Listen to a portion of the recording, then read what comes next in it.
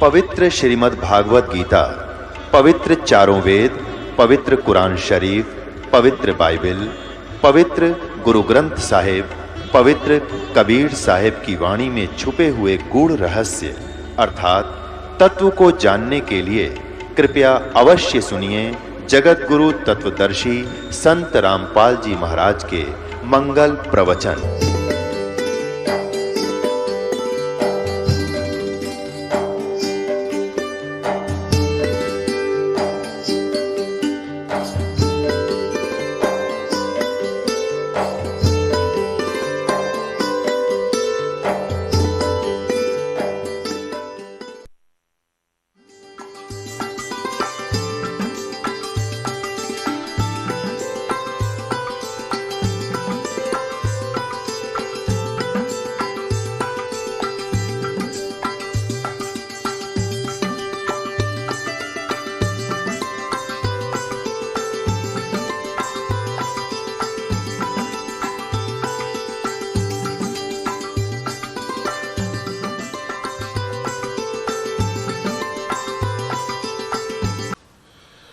और परमेश्वर ने स्वयं कहा था कबीर जी ने कि वेद मेरा भेद है,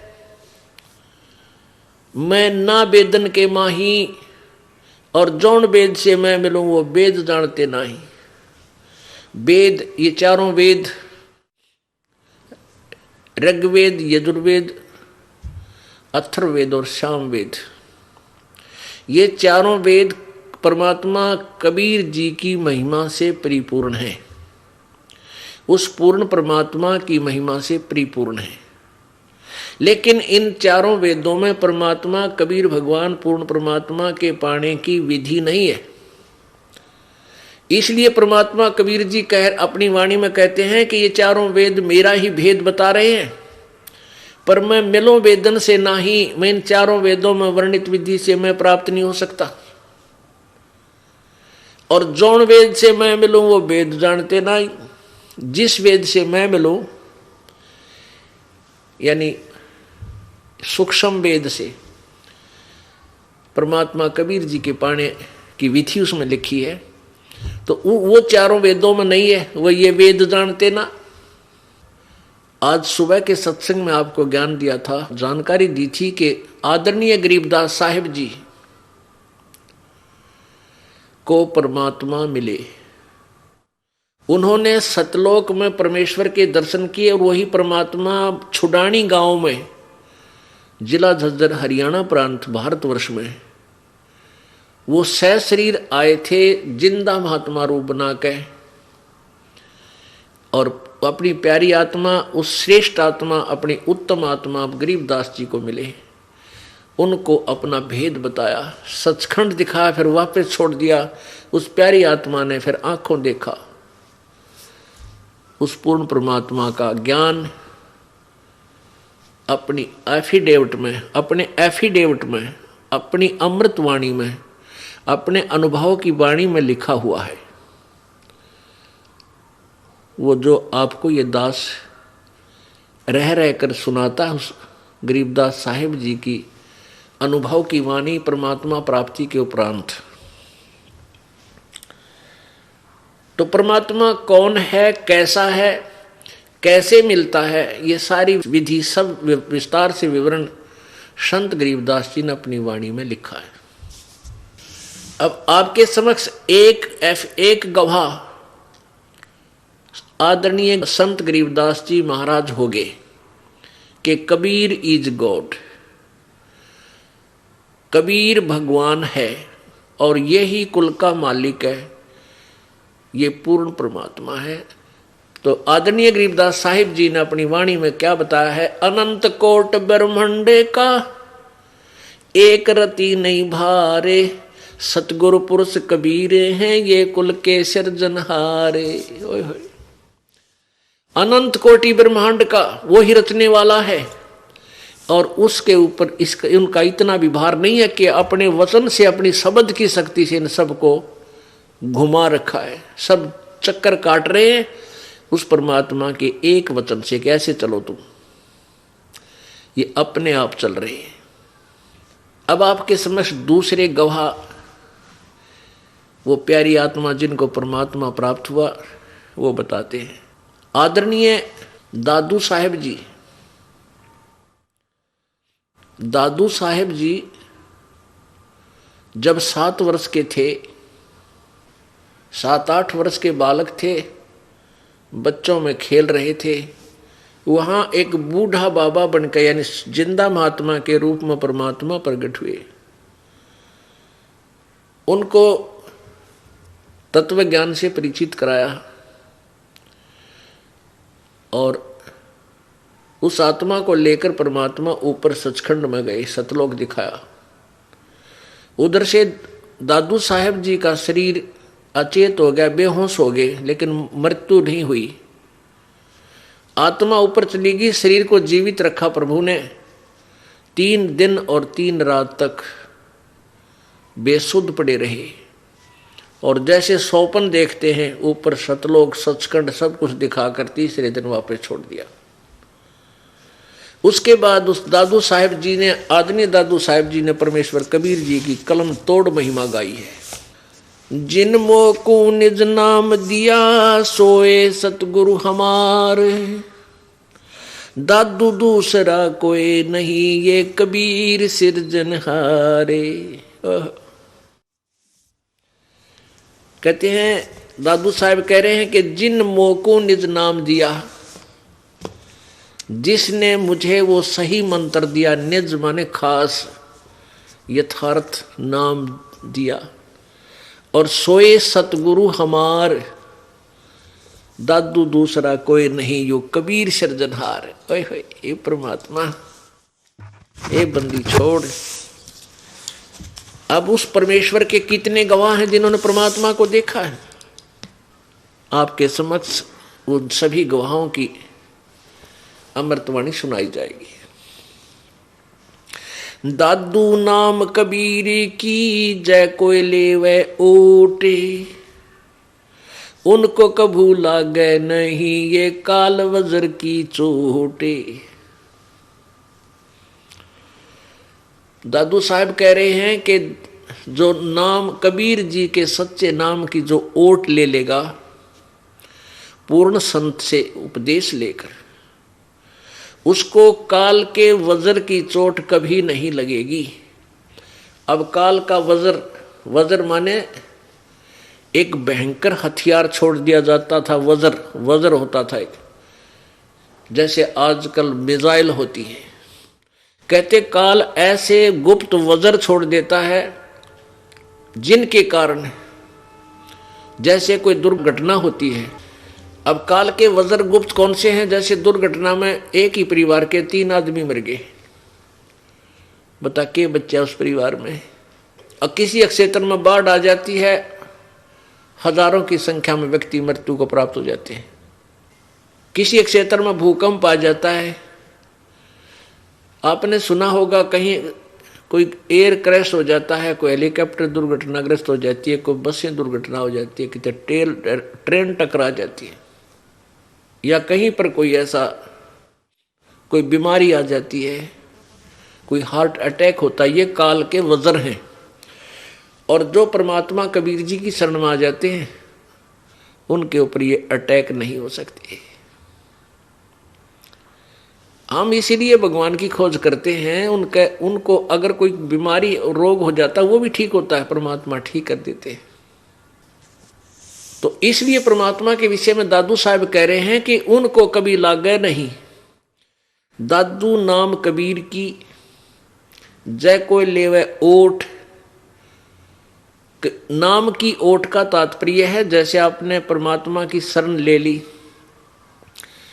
पूर्ण संत के द्वारा उपदेश लेकर, तो वह नाम की ओट होगी, कबीर जी के नाम की ओट। ओट माने शरण, रक्षा कवच। वो रक्षा कवच हो गया, भगवान अपने आप रखवाला होता है। और उनको कभू लगे नहीं काल वज्र की चोट। जो जो शरण कबीर के तिरगे अंत अपार। दादू गुण की ताक है कहतन आवे पार। जो कबीर जी की शरण में आए हैं ना जाने कितने पार हो गए। उनका वर्णन नहीं कर सकते हैं। परमात्मा प्रत्येक कलयुग में, वैसे तो प्रत्येक युग में आते हैं, लेकिन उन 3 युगों में थोड़े ही जीव पार होते हैं, और चौथे कलयुग में परमात्मा थोक के बाद से पार करते हैं, बिना गिनती के। अब जो यह पिछली पीढ़ी प्रारंभ होगी, इसमें परमात्मा न जाने कितने लाखों करोड़ों अरबों तक को पार करेगा। और ये सुअवसर इसी युग में, कलयुग में और इस पिछली पीढ़ी में होता है। कुछ हजारों वर्षों तक ये ज्ञान चलेगा। हजारों वर्षों तक जो भी पुण्यात्मा परमात्मा की प्यारी होंगी, उनका जन्म आप पुण्यात्माओं के घर में अच्छी आत्माओं का होगा। वो पिछले पुण्यकर्मी प्राणी आएंगे, आपको भी कोई कष्ट नहीं होने देंगे, उनके कर्म इतने अच्छे होंगे। और फिर वो भक्ति करके अपना पार हो जाएंगे।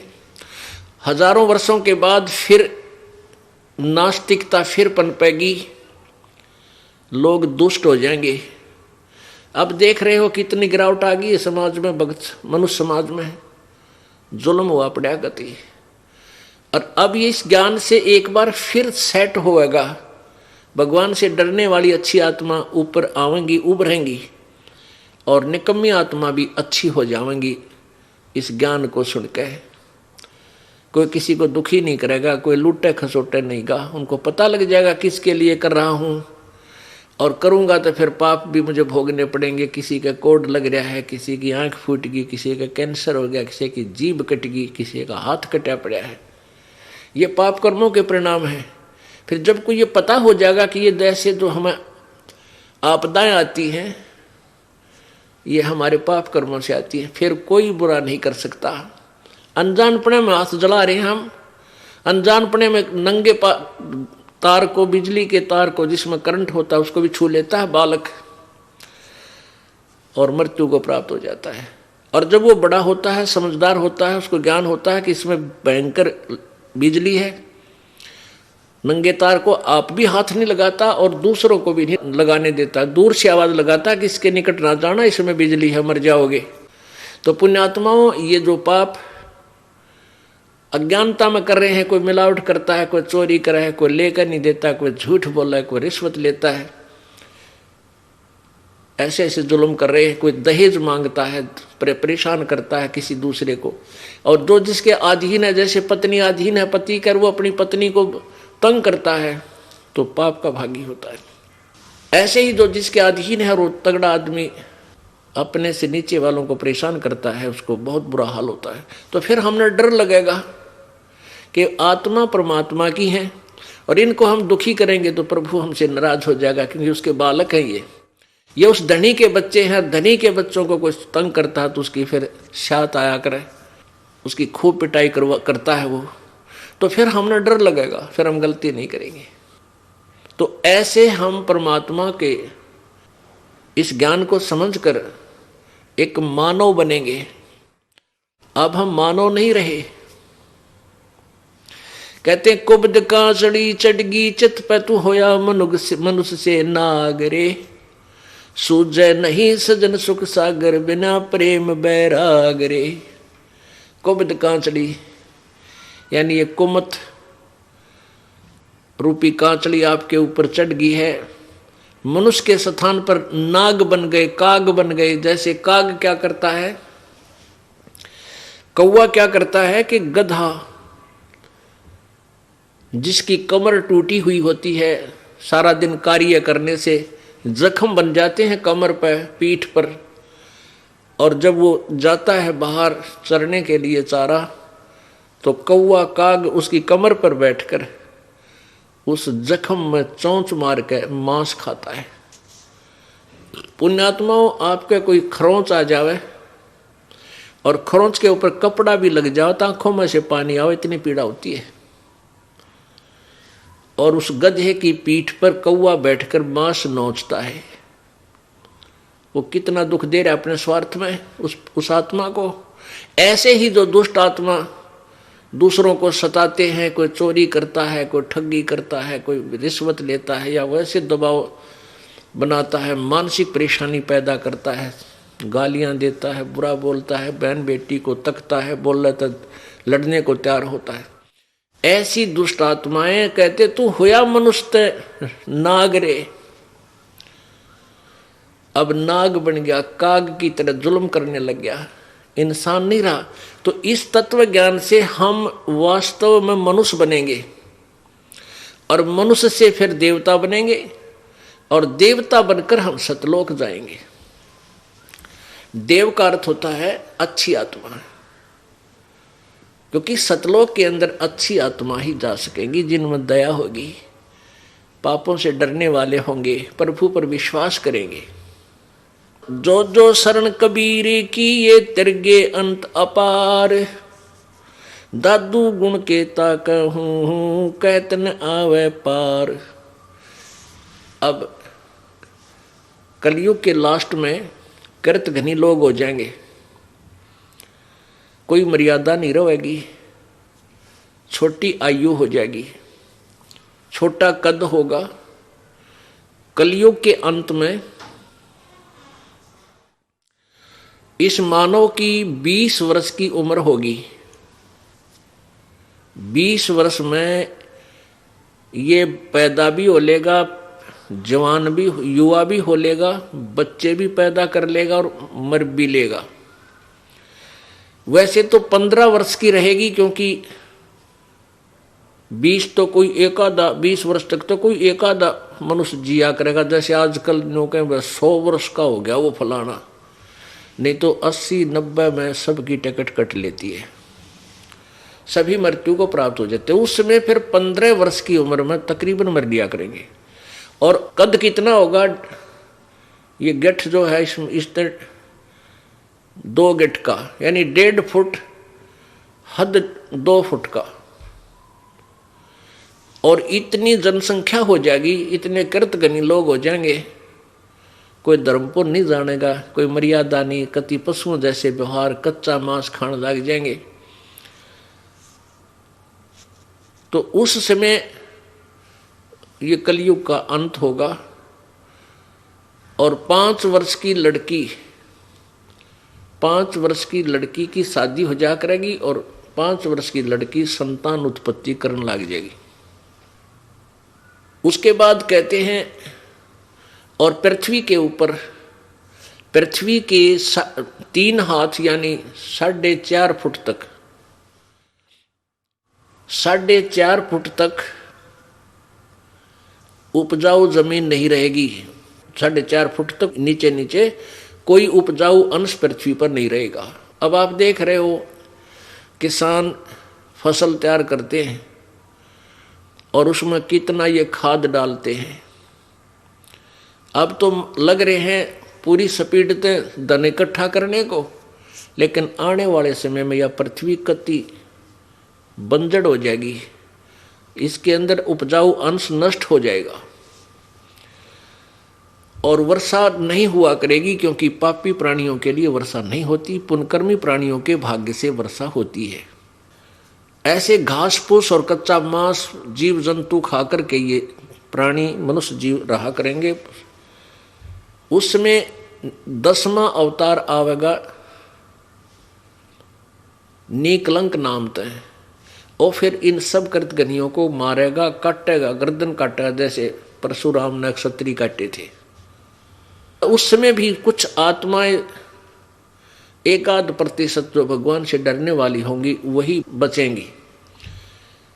और फिर से सतयुग प्रारंभ होगा। कैसा होगा कि एकदम बहुत जबरदस्त वर्षा होगी प्रभु की कृपा से, और पूरी पृथ्वी पर कई फुट, सैकड़ों फुट पानी इकट्ठा हो जाएगा। अच्छी आत्माएं ऊपर क्षेत्रों में चली जाएंगी, पहाड़ों के ऊपर, और फिर पूरी पृथ्वी पर पानी सूखेगा धीरे धीरे। जो नीचे उपजाऊ अंश नष्ट हुआ था वो धीरे धीरे जहर, वो विष ऊपर आ जाएगा जल में, और फिर वो धीरे धीरे जब सूखेगा उसमें फिर पूरी पृथ्वी पर घास फूस, वन, ये पेड़ पौधे उग जाएंगे।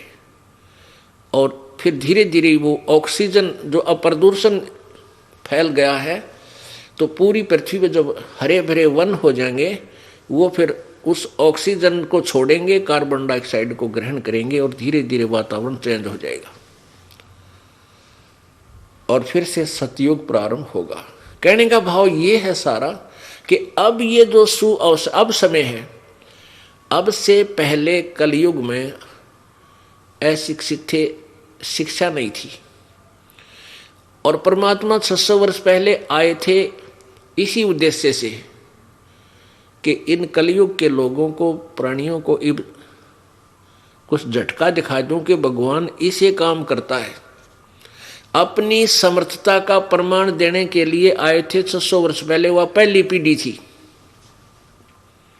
लेकिन उस समय अशिक्षित होने के कारण इन काल के दूतों का, इन नकली गुरुओं का दाव लगा रहा।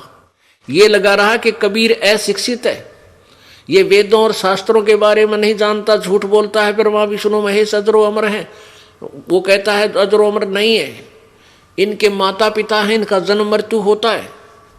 ये कबीर झूठ बोलता है। कबीर जी के बारे में ऐसी धारणा उन अज्ञानी ऋषियों, गुरुओं ने, हिंदू गुरुओं ने फैला दी और आम जनता ने यह मान ली, सच्चा मान लिया कि कबीर जी अशिक्षित है और हमारे गुरु जी, ब्राह्मण ऋषि, महर्षि जी ये संस्कृत के जानने वाले हैं, इन्होंने सदग्रंथों को पढ़ा हुआ है और कबीर जी अशिक्षित हैं, इसलिए ये झूठ बोल रहे होंगे, ये तो मानना पड़ेगा। अब जो परमात्मा 600 वर्ष पहले बताया करते कि ब्रह्मा विष्णु महेश के माता पिता हैं, इनकी जन्म मृत्यु होती है, ये समर्थ शक्ति नहीं है।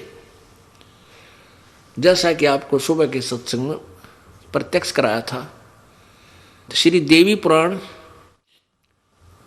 गीता प्रेस गोरखपुर से प्रकाशित पृष्ठ नंबर 123, तीसरा शकंद, उसमें स्वयं विष्णु जी कह रहे हैं अपनी माता दुर्गा के विषय में कि तुम शुद्ध स्वरूपा हो और तुम्ही से सारा जगत उद्भासित हो रहा है। मैं ब्रह्मा और शंकर आप ही कृपा से विद्यमान है। हमारा जन्म, आविर्भाव और तिरोभाव, जन्म और मृत्यु होता है। हम अविनाशी नहीं है, तू ही अविनाशी है। भगवान शंकर कहता है कि जब भगवान ब्रह्मा जी आपसे उत्पन्न हुए हैं, उसके बाद विष्णु जी भी आपके ही बालक हुए, फिर मैं भी तमोगुणी लीला करने वाला शंकर के आपकी संतान नहीं हुआ, अर्थात मैं भी आप ही का बच्चा हूं। और परमात्मा ने 600 वर्ष पहले यही ज्ञान दिया हुआ अपने सूक्ष्म वेद के अंदर, कबीर वाणी में। तो वो थी पहली पीढ़ी, और जो परमात्मा की लीलाएं करता वो लीला भी करके चले गए, और उन्हीं की गवाही, उन्हीं की अब साक्षी चारों वेद और पुराण 18 ये प्रत्यक्ष दे रहे हैं कि जो कबीर जी ने लीलाएं की वो परमात्मा ही कर सकता है और नहीं कर सकता। तो अब ये बीच की पीढ़ी का जो समय है, आपका सौभाग्य, आपको इस समय में मनुष्य जीवन प्राप्त हुआ।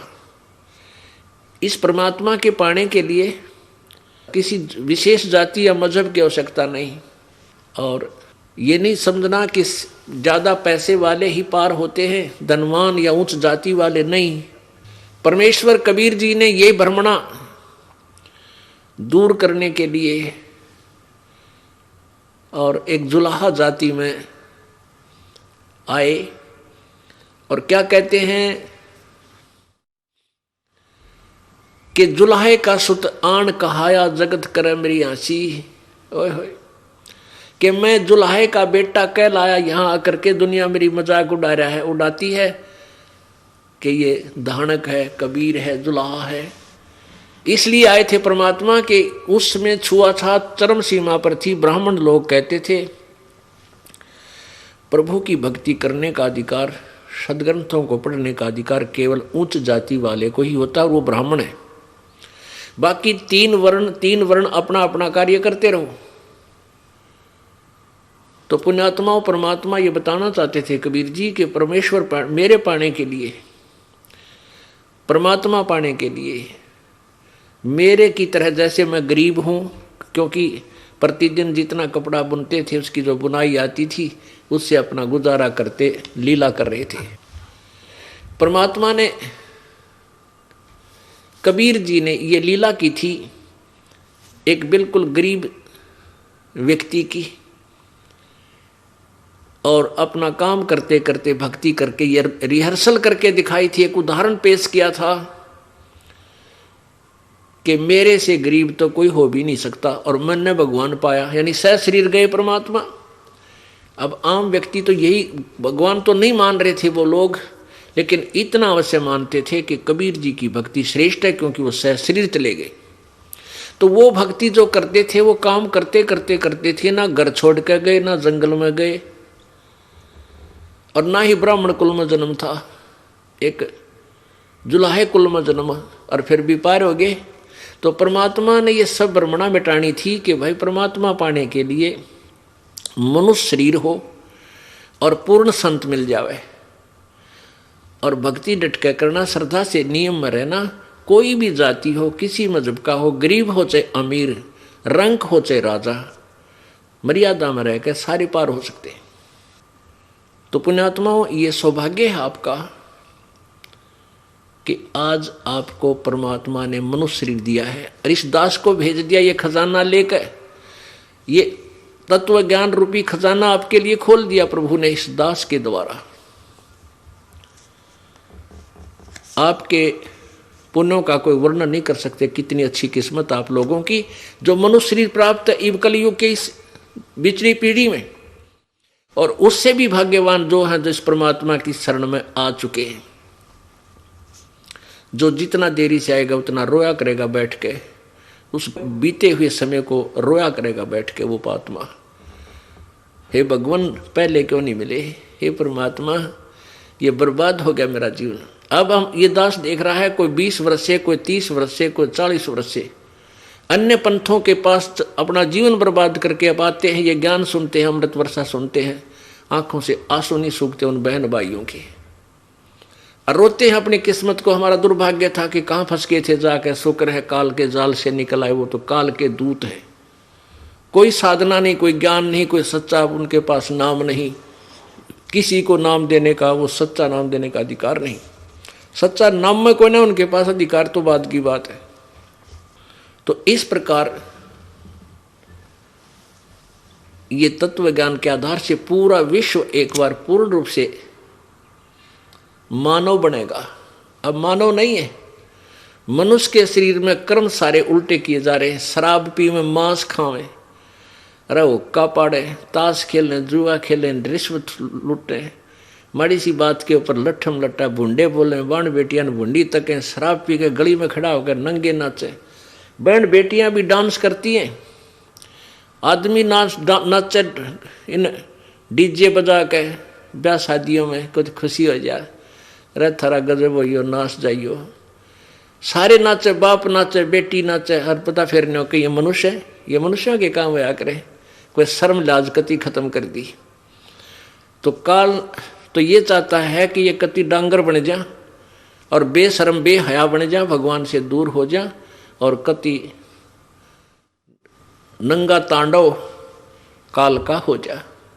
परमात्मा दया करते हैं, मनुष्य को होश में लाते हैं। तू मानव है, अगर तेने ये बकवाद करनी है तो फिर पशु ही था।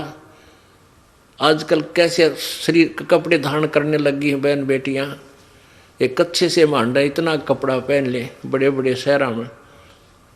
उधर देखा हमने एयरपोर्ट के ऊपर विदेशियों का फैशन रहे, तरह गजब भैया। तो पुण्यात्माओं, हम मानवता से दूर चले गए।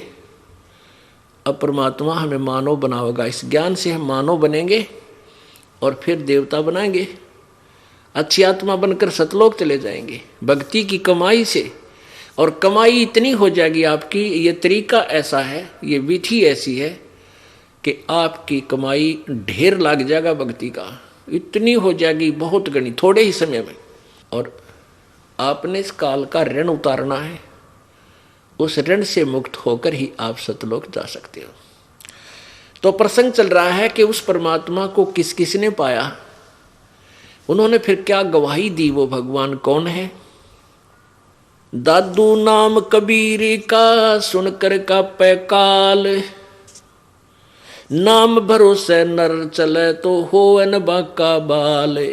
ओह, दादू साहब जी कह रहे हैं कि परमेश्वर कबीर जी का नाम सुनते ही, कबीर जी का नाम यानी वो सच्चे नाम मंत्र की जो धुन है, मंत्र की जो कमाई है, उसको सच्चे नाम को सुनकर काल भी कांपने लग जाता है। ये ब्रह्म ज्योति निरंजन जो गीता जी अध्याय नंबर 11 के श्लोक नंबर 32 में अपना स्वरूप दिखाता है, इतना भयंकर रूप, श्री कृष्ण जी में प्रवेश करके फिर उससे बाहर निकलकर, श्री कृष्ण जी से बाहर निकलकर दिखाता हुआ अपना स्वरूप, 1000 भुजा, 1000 आंखें, 1000 मुंह, 1000 हाथ, और फिर इतनी बूंदी भयंकर आकृति जिसको देखकर कांप रहा है अर्जुन, अर्जुन जैसा योद्धा भी घबरा रहा है। वो काल कबीर परमात्मा के सामने, इस नाम के सामने कांपन लग जाता है। और कहते हैं जो पुण्यात्मा प्रभु के सच्चे नाम, सतनाम के सहारे चलेगी, इस सच्चे नाम को जो ये दास आपको देगा, इस नाम का भरोसा रखेगी तो उसका बाल भी बांका काल नहीं कर सकता। दादू नाम कबीर का सुनकर कांपे काल, नाम भरोसे नर चले तो हो न बांका बाल। इस नाम का पूरा भरोसा रख, विश्वास रख, और किसी की बात मां के नाम खंड मत कर देना। कबीर करता आप है दूजा ना कोई, दादू पूर्ण जगत को भक्ति दृढ़ावत सोए।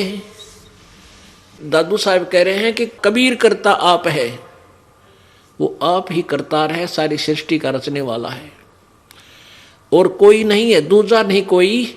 और दादू पूर्ण जगत को सत भक्ति दृढ़ावत सोई, यानी सच्चा ज्ञान वो कबीर परमात्मा ही आकर बताता है पूरे विश्व को।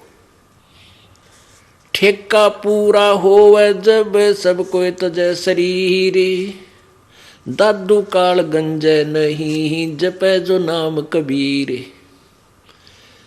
समय आने पर सबने शरीर छोड़ना पड़ेगा। ठेका पूरा होवे जब सब कोई तजय शरीर, क्योंकि ये ठेका हमारा, यानी जितना समय आपका वहां डिपॉजिट है, आपके पुण्य उसके आधार से आपको श्वास गिन के दे रखे, और जब ये पूरे हो जाएंगे आपको जाना पड़ेगा।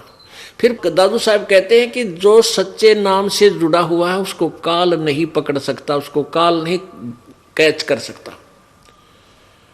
जैसे गरीबदास साहिब जी ने भी यही प्रमाण दिया था कि धर्मराय दरबार में देई कबीर तलाक, मेरे भूले चुके हंस को तू पकड़िए मत कजाक। कबीर जी ने धर्मराज को जाकर धिक्कारा था, फटकारा था कि ओ कजाक, ए निकम्मी आत्मा, खबरदार जब मेरे कबीर जी के हंस को, जो मेरे सच्चे संत से उपदेश प्राप्त प्राणी को तू नहीं पकड़ेगा, ना उसका अकाउंट करेगा। और कहते हैं कर्म भ्रम ब्रह्मंड के मैं पर मैं करहूं नेस, जिन हमरी दोही दी सो करो हमारा पेश। तो यहां क्या बताते हैं, ठेका पूरा होवे जब सब कोई तजय शरीर, दादू काल पकड़े नहीं जपे जो नाम कबीर। कबीर परमेश्वर की महिमा से परिचित है, जो सच्चे नाम का जाप करता है उसको काल नहीं रोक सकता, उसको पकड़ नहीं सकता। आदमी की आयु घटे तब यम घेरे आए, सुवर्ण किया कबीर का दादू लिया बचाए। जो सत भक्ति नहीं करते, आन उपासना करते हैं, या भक्ति बिल्कुल नहीं करते, घूटी सूटी लाते हैं, हुक्का पाड़े, तमाकू पीवें, खावें, भांग पीवें, जब वो मृत्यु होगी तो उनको यम के दूत आकर पकड़ लेंगे। और जो परमात्मा की भक्ति करते हैं उनके निकट यम के दूत नहीं आ सकते। कबीर जी की जो भक्ति करते हैं सच्चे नाम के आधार से, यथार्थ मंत्र से। मेट दिया अपराध सब आ मिले छनमाही, दादू संग ले चले वो कबीर चरण की छाही। अब जैसे गरीबदास जी ने बताया कि परमेश्वर कबीर जी ने कहा थे, कर्म भ्रम ब्रह्मंड के मैं पल में करहूं नेश, नष्ट कर दूंगा, ऐसे मार दूंगा, यानी सारे अपराधों का नाश कर दूंगा मेरी प्यारी आत्मा का। और जिन हमरी दोही दी सो करो हमारे पेश, तू मत पकड़ना, मेरे पास भेज देना। तो यहाँ दादू साहब कहते हैं कि मेट दिया अपराध सब, हमारे पिछले जन्म जन्मांतर के। जब सच्ची लगन देखेगा प्रभु कबीर जी कि अब ये मेरी आत्मा मेरे अतिरिक्त किसी और इष्ट पर आश्रित नहीं रहा, यानी पति भरता पद पर जब हम आ जावांगे, हम अन व्यभिचारिणी भक्ति जब करेंगे, तब परमात्मा हमारे सब पापों को नाश कर देगा। मेट दिया अपराध सब आ मिले छनमाही, दादू संग ले चले कबीर चरण की छाही। सेवक देव निज चरण का दादू अपना जान, और भृंगी सत कबीरे ने कीन्या आप समान। दादू अंतर्गत सदा छिन छिन सुमन ध्यान, वारो नाम कबीर पर पल पल मेरा प्राण। सुन सुन साख कबीर की काल नवावे माथ, धन धन तीनों लोक में है दादू जोड़े हाथ। दादू साहब जी कह रहे हैं कि कबीर परमात्मा की महिमा जहाँ भी कोई परम संत सुनाता है तो काल के भी धक्का लगता है और हाथ जोड़ता है कि भगवान तो भगवान है, वो तो पूर्ण परमात्मा ही है। सुन सुन साख कबीर की, साख साख माने महिमा, उसकी समर्थता को सुनकर और काल नवावे माथे, ऐसे अपना मस्तक झुका लेता है जब उस प्रभु की चर्चा उसके कानों में पड़ती है। और धन धन तीनों लोक में दादू जोड़ा हाथ, कबीर जी को नमस्कार करता हूं मैं। अब क्या बताते हैं, केरी नाम कबीर का यो विषम काल गजराज, दादू भजन प्रताप से ये भाग्य सुनत आवाज। कितनी अच्छी तुलनात्मक महिमा की है दादू साहेब जी ने के 21 ब्रह्मांड में ये काल ज्योति निरंजन ब्रह्म, यहाँ की बहुत तगड़ी पावर है। अब जैसे जंगल में एक हाथी होता है, वो अन्य प्राणियों से तो बहुत तगड़ा, उसके सामने कोई टिकन वाला नहीं, लेकिन शेर के सामने जब शेर गरजता है, दहाड़ मारता है तो लीद कर देता वो हाथी और चिंगाड़ मार कर भाग लेता। दूर से भी आवाज सुन लेता है तो दहाड़ सुनता है शेर की। तो परमात्मा दादू साहब कहना चाहते हैं कि ये काल भी कोई छोटी शक्ति नहीं है, जो ब्रह्मा विष्णु महेश जैसी महापुरुषों के इन शक्तियों को भी रोबोट से चला रहा है, इनकी रेल बना रहा है, वो कितना पावरफुल होगा। आप जी को तो एक पितृ भूत विरान माटी कर दे आपकी तय, और वो ब्रह्मा विष्णु महेश तो बहुत शक्ति हैं, वो तो क्या कर दें आपके साथ। और उनको भी वो काल ऐसे घुमा रहा, नचा रहा है, और वो कितनी शक्ति होगी, जैसे हाथी समझ लो, ये हाथी है, और कबीर परमात्मा को बब्बर शेर समझ लो। कहते हैं केरी नाम कबीर का विषम काल गजराज, दादू भजन प्रताप से यू भाग्य सुनत आवाज। भागत सुनत गाज। अब जैसे केरी तो कबीर परमात्मा को तो केहरी यानी बब्बर शेर समझो, यानी उस परमात्मा की भक्ति शक्ति, उसका नाम सिमरन बब्बर शेर समझ लो। और काल को समझ लो हाथी गजराज। गजराज माने हाथियों में भी तगड़ा हाथी, उनका सरदार, उनका मुखिया। और नाम की इस कबीर परमात्मा की भक्ति का आगे वो इन्हों डांक ठोक दे, भाग जाता, दौड़ जाता है, दूर हो जाता है। केरी नाम कबीरी का विषम काल गजराज, दादू भजन प्रताप से ये भाग्य सुनत आवाज। एक पल नाम कबीरे का दादू मन चित लाए, अष्टि के असवारे को स्वान काल नहीं खावे। अब किसी तुलना की है अपने परम पिता परमात्मा कबीर जी की शक्ति की, कि जो प्यारी आत्मा, जो पुण्यात्मा परमात्मा कबीर जी की शरण में आगे हैं पूर्ण संत के द्वारा, वैसे नहीं कबीर पंथी कर ना जाने कितने, उनका नहीं कोई, उनको वहाँ वो कबीर पंथी नहीं है, वो कबीर जी की शरण नहीं है, क्योंकि उनके पास वो मंत्र नहीं है जिससे काल डरे। इस पृथ्वी पर वर्तमान में इस दास के अतिरिक्त किसी के पास अधिकार नहीं है ये सच्चा नाम देने का, सत्य नाम देने का और सार नाम देने का। और ये ज्ञान किसी के पास नहीं है, ना कबीरपंथियों के पास है, औरों के पास तो होगा ही कहाँ। तो इसके अतिरिक्त किसी के पास भी ये नाम नहीं। तो इस नाम की कितनी महिमा है। जिसने परमात्मा कबीर जी का सच्चा नाम ले लिया इस दास के द्वारा, तो वो कितना काल की पहुंच से कितना दूर हो जाता है, कितना ऊपर उठ जाता है। जैसे हाथी के ऊपर बैठे किसी व्यक्ति को और कुत्ता हानि नहीं पहुंचा सकता, हाथी पर बैठे हुए व्यक्ति को कुत्ता, श्वान कुछ भी हानि नहीं कर सकता, वो चाहे बेशक भौंकता रहे। तो पुण्यात्माओं, आप जी जो परमेश्वर कबीर जी की शरण में आगे हो, आप समझ लो हाथी पर बैठ गए और काल की पहुंच से कितना दूर हो गए। काल को कुत्ते की, श्वान की संज्ञा दी है। अब समझ लो कि श्वान, काल तो श्वान है, कुत्ता है, और आप हाथी पर बैठ गए। ये आपका कुछ नहीं बिगाड़ सकता। हाँ, यदि आप ही हाथी से नीचे उतर जाओगे तो पिंडी पाट देगा आपकी जाति। हाथी से उतरने का अर्थ है कि आपने यदि नाम तोड़ दिया, नाम टूट गया, तो परमात्मा की ओट हट गई। वो शरण थी, वो आड़ थी, जो सहारा था, मालिक ने वापस ले लिया। फिर तो काल आप पर खाओगा। तो इसलिए परमात्मा को हमने समझना है और उसके ज्ञान के आधार से हमने चलना है। पल एक नाम कबीर का, दादू मन चितलावे, हाथी के असवार को श्वान काल नहीं खाए। सुमरत नाम कबीर का, कटे काल की पीर, दादू दिन दिन ऊंचा होवे है, परमानंद सुख सीर।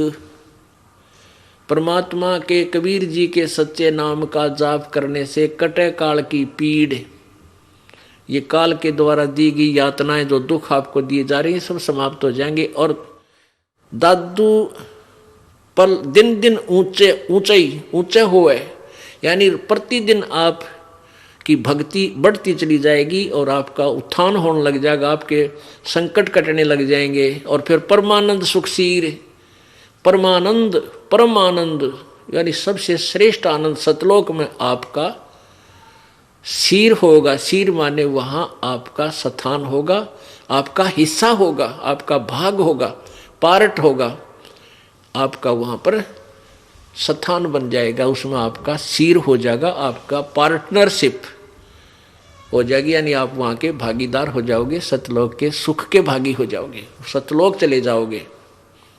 आगे कितनी प्यारी व्याख्या की है आदरणीय दादू साहिब जी ने परमात्मा की। और संत सब कूप हैं और केते झरीता नीरे, दादू अगम अपार है ये दरिया सत्य कबीरी। ओह, कहते हैं कई क्या कहते हैं भक्तजन कि एक हमारे गांव में एक संत था, उसने ऐसा चमत्कार कर दिया।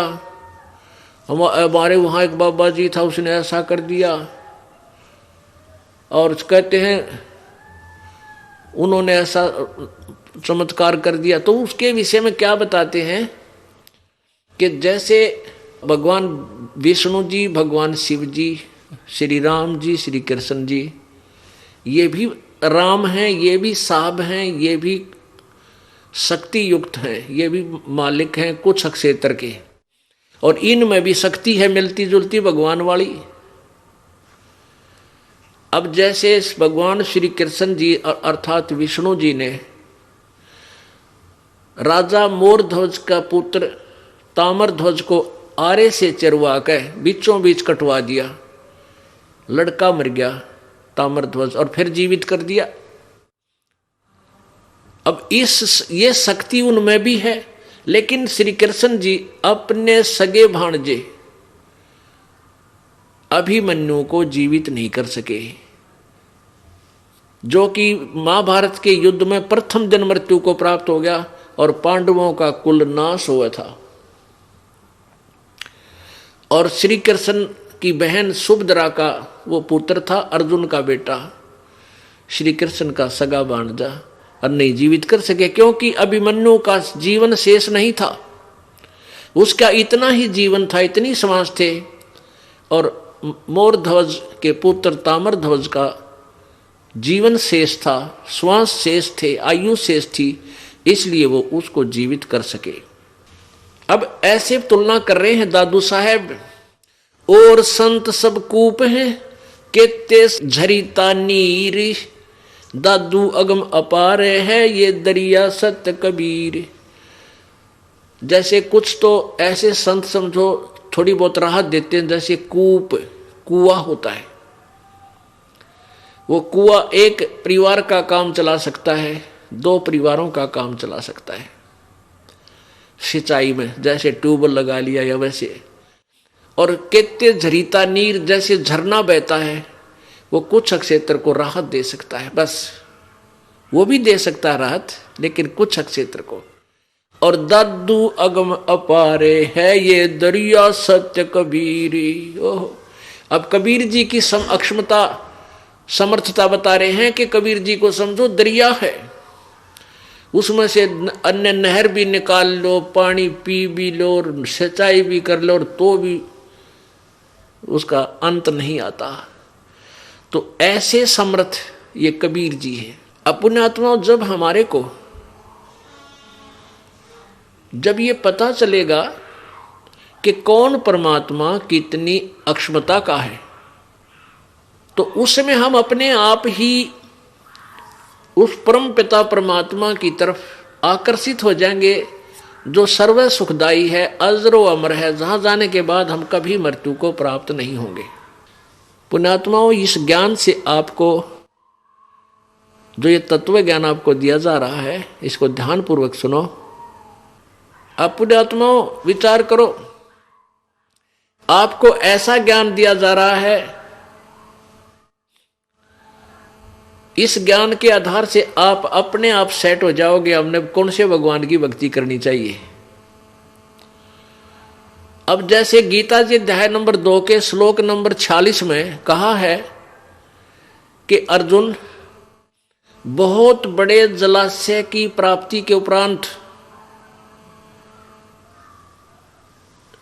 छोटे जलाशय में जैसी आस्था रह जाती है, ऐसी ही श्रद्धा पूर्ण परमात्मा की महिमा से परिचित हो जाने के बाद अन्य ज्ञानों में, अन्य भगवानों में तेरी रह जाएगी। अपने आत्माओं, जैसे पहले पुराने समय में जब ये गीता जी का ज्ञान दिया जा रहा था, उस समय तालाबों के ऊपर ही मानव आश्रित थे, तालाबों से ही सिंचाई करते थे, तालाब से ही पानी पीते थे, उसी से पशु पालन करते थे। एक तालाब ऐसा होता है जो 1 वर्ष वर्षा ना हो तो सूख जाता है, और उस पर आश्रित जितने भी प्राणी थे वो सभी मर जाते हैं, भूखे प्यासे नष्ट हो जाते हैं। और जो व्यक्ति ऐसे तालाबों पर आश्रित हैं, जिन वर्षा हो जाती है, उनमें पानी आसपास के ऊंचे क्षेत्रों का आके वो भर जाता है, 1 वर्ष काम चलाऊ सरकार वो काम चला देती है। और उस व्यक्ति को कोई इतना बड़ा सरोवर मिल जा, इतना बहुत बड़ा जलाशय मिल जावे, जिसमें 10 वर्ष वर्षा ना हो तो भी उसके पानी का समाप्ति नहीं हो, जल समाप्त ना हो, तो कहते हैं उस व्यक्ति की आस्था जो उस बहुत बड़े जलाशय की प्राप्ति के उपरांत उस छोटे जलाशय में रह जाती है, कितनी रह जाती है? वो छोटा जलाशय उसको बुरा नहीं लगता, क्योंकि वो उसमें भी जल है पर काम चलाऊ है। और इतना बड़ा जलाशय, इतना बड़ा जोड़ मिल जा, झील मिल जावे, तो उसके किनारे जा बैठेगा, फिर वो छोटे जलाशय को त्याग देगा, क्यों तो काम चलाऊ है, आप भी सूख कर हम भी मरेंगे इसकी शरण लेकर। तो इस प्रकार जब आपको पूर्ण परमात्मा कबीर जी की अक्षमता का पता लग जाएगा, ये कितने समर्थ हैं, इनसे हमें क्या सुख होगा, और ब्रह्मा विष्णु महेश और ब्रह्म और परब्रह्म से हमें क्या लाभ हो सकता है, कितना ये हमें राहत दे सकते हैं। और जब ये पूर्ण ज्ञान आपको हो जाएगा, सबकी सतीथि से आप परिचित हो जाओगे, फिर अपने आप आपकी आस्था कबीर परमात्मा में उस बहुत बड़े जलाशय की तरह आप पे चिपक जाएगी। ब्रह्मा विष्णु महेश हमने बुरे नहीं लगेंगे, ब्रह्म परब्रह्म बुरे नहीं है, क्योंकि उनमें भी कुछ गुण है। जैसे छोटे जोड़ में तालाब में पानी था, वो भी काम चला दे, लेकिन उस सरोवर के बराबर नहीं है, उस झील के तुलना में नहीं है। फिर उसी पर जाकर रुक जाएंगे, उस तालाब की तरफ झांका भी कोई नहीं, आके देखे भी नहीं वहां आकर के, उसके किनारे जा बैठेगा, क्योंकि पहले ऐसे ही बसा करते थे उस समय की। तो एक उदाहरण हमने लेना है। तो उसी तरह दादू साहब कह रहे हैं, और संत सब कूप हैं केते झरीता नीर, दादू अगम अपारे है दरिया सत कबीर। ओह, अब कुछ संत तो कुएं समझ लो, उनमें भी थोड़ी बहुत काम चलाओ राहत वो दे देते हैं, और कुछ जरीता नीर यानी झरने, जो पानी ऊपर पर्वत पहाड़ा में तो फूट फाट का आ जा, थोड़ा बहुत नाला बनकर चल पड़ा आगे जाकर, वो भी कुछ काम सहारा दे देता है। और दादू अगम अपार है यो दरिया सत कबीर। अब अपने भगवान को, कबीर जी को आप आपस समझ जाओगे ये कितना समर्थ है। अब ही यानी इसी जन्म में तेरी सब मिटे, अब ही तेरी सब मिटे ये जन्म मरण की पीरी, श्वास उ श्वास सुमर ले दादू नाम कबीर। इसी जन्म में, इसी जीवन में, आपके इस मनुष्य जीवन में सच्चा गुरु मिलते ही सच्ची भक्ति करेगा तू, इस जन्म में तेरी जन्म मृत्यु का यो दुख समाप्त हो जाएगा। उस कबीर परमात्मा के द्वारा दिए गए सच्चे नाम का श्वास उश्वास से तू नाम जाप करता रहिए। कोई सरगुण में रीद रहा, कोई निर्गुण ठहरावे, दादू गत कबीरी की मुझसे कहीं ना जावे। कोई तो निर्गुण बतावे, कोई सरगुण, कहते ही नवराजी हो रहे हैं। और उस परमात्मा की महिमा तो मैं बोल भी नहीं सकता, यानी निर्गुण सरगुण और सब कुछ उसी की सत्ता है, उसी की कृपा है, वही समझा सकता है, उसकी महिमा हम नहीं गा सकते। जिन मोह को निज नाम दिया सोए सतगुरु हमार, दादू दूसरा कोई नहीं ये कबीर सिरजनहार। पुण्यात्माओं, पवित्र चारों धर्मों के पवित्र सदग्रंथों ने आपके समक्ष पहले सत्संग में प्रमाणित कर दिया गया आपको कि परमात्मा मनुष्य जैसा है, सह शरीर है, उसका नाम कबीर है। अब आपके समक्ष दो पुण्यात्माओं ने, जिन्होंने परमात्मा पाया, उन्होंने आपके समक्ष उनकी साक्ष दे दी, साक्षी दे दी, गवाही दे रहे हैं कि कबीर भगवान है। वो जुल्हा काशी में आया था, वही परमात्मा है, और वो समर्थ शक्ति है, हमने आंखों देखा है, उनको परमात्मा मिला है। अब एक तीसरा उदाहरण आपको देते हैं कि जब परमात्मा कबीर जी, परमेश्वर क्या करते हैं कबीर जी, एक युग में, जैसे सतयुग, त्रेता, द्वापर और कलयुग में, प्रत्येक युग में एक जीवन तो ऐसा जीते हैं, पूरी लीला करते हैं, बालक रूप धारण करते हैं, फिर धीरे धीरे बड़े होते हैं, फिर अपना पूरा ज्ञान प्रचार करके लिपिबद्ध करवा के फिर वो अंतर्ध्यान हो जाते हैं, सहशरीर चले जाते हैं। वो नाम उनका पूरे उस युग में चलता है, उसी नाम से उनकी महिमा गाई जाती है। और कुछ ऐसी लीला करते हैं, कहीं जाकर के साधु रूप बनाकर, संत रूप बनाकर कहीं लीला करने लग जाते हैं। ऐसे कबीर जी एक बार लीला कर रहे थे, एक अपना तत्व ज्ञान अपनी प्यारी आत्माओं को समझा रहे थे, उनको सुख देने जाते हैं, उनके गुरु बनते हैं, नाम देते हैं, फिर उनके सुख देते हैं, दुख दूर कर देते हैं। फिर वो प्यारी आत्मा अपने परमात्मा की पूरी सेवा करते हैं साधु संत रूप में। ऐसे ही परमात्मा कबीर जी एक नगर में गए हुए थे, और वहाँ कुछ भक्तों ने उपदेश लिया हुआ था, दीक्षा ली रखी थी, और घर एक ही गांव में, एक नगर में 3-3, 4-4 दिन परमात्मा 5-5 दिन रुक जाते थे। सभी भक्त अपने अपने घर में आहार करवाते थे, सत्संग करवाते थे, अपने परमात्मा के चरण रखवाते थे, क्योंकि प्रत्येक समय में परमात्मा अपने पुण्यात्माओं को अपनी शरण में लेने की अलग अलग विधि अपनाता रहता है। तो जिस भी भक्त का नंबर आवे, गुरुजी आवेंगे, भक्त आवेंगे तो बहुत अच्छा भोजन बनावे, देसी घी का हलवा बनावे और खीर बनावे। उसी नगर का एक बहुत बड़ा चौधरी यानी बहुत बड़ा धनी व्यक्ति, बहुत प्रभावशाली व्यक्ति मलुक राम जी, वो मलुक राम जी